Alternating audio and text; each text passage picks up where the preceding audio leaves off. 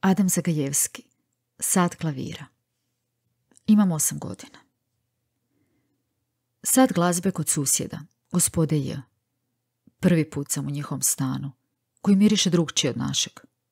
Kod nas nema mirisa, tako mi se čini. Tu su posvuda tepisi, debeli perzijski tepisi. Znam da su oni Armenci, ali ne znam što to znači. Armenci imaju tepihe. U zraku lebdi prašina donesena još iz lavova, srednjovjekovna prašina. Kod nas nema tepiha ni srednjih vjekova. Ne znam tko smo mi, valjda putnici. Kad mislim da nas uopće nema. Postoje samo oni. Divna akustika u stanu naših susjeda. Tišina je u tom stanu.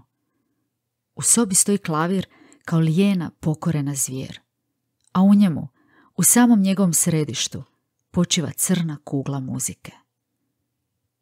Gospođa J mi je odmah poslije prve ili druge lekcije rekla da mi je bolje da učim jezike, jer ne pokazujem dar za glazbu. Ne pokazujem dar za glazbu.